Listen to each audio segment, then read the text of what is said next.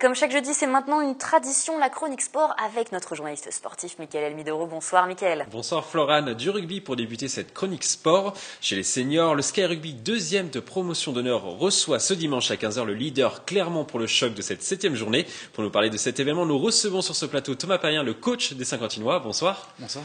Alors, vous restez sur une très belle victoire le week-end dernier contre Fontenaisienne 25-10, une 5e victoire en 5 matchs. Est-ce qu'on peut dire que vous êtes prêts ?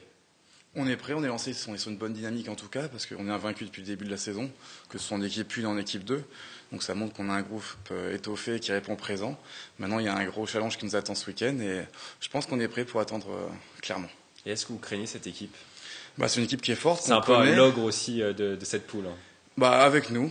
Avec je pense qu'on est les deux leaders de la poule, donc on est invaincus tous les deux.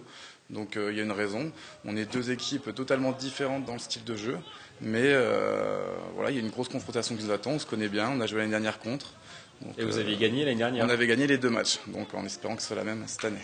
Et est-ce qu'il faudra reproduire un petit peu le jeu que vous produisez au quotidien, c'est-à-dire redoublement de passes, vitesse, ou est-ce qu'il faudra peut-être un peu modifier votre jeu par rapport à ce match ?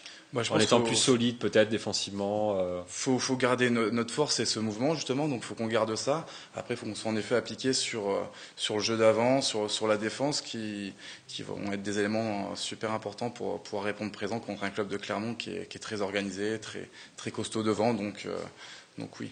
Et est-ce que le classement final de cette poule se joue ce week-end, selon vous ?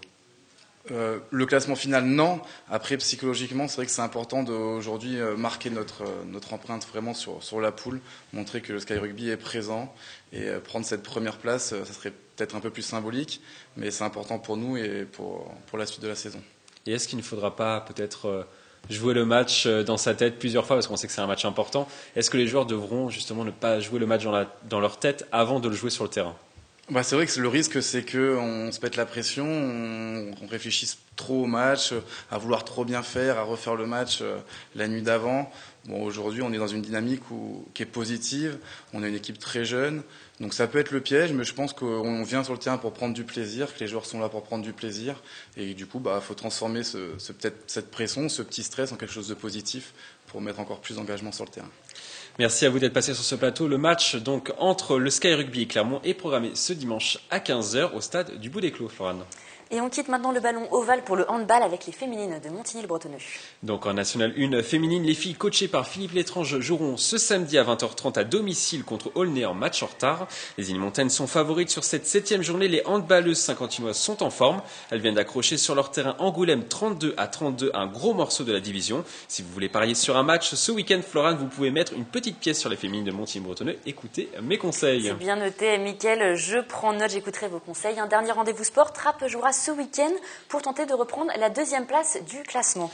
Oui, Florane, Trappes a perdu pour la première fois de la saison le week-end dernier contre Vert 1-0 à l'extérieur. Conséquence, les Trappistes ont abandonné la 2e place du classement au profit de Saint-Leu. Pour rebondir, les Saint-Quentinois reçoivent plutôt ce dimanche au stade Gilbert Chansac.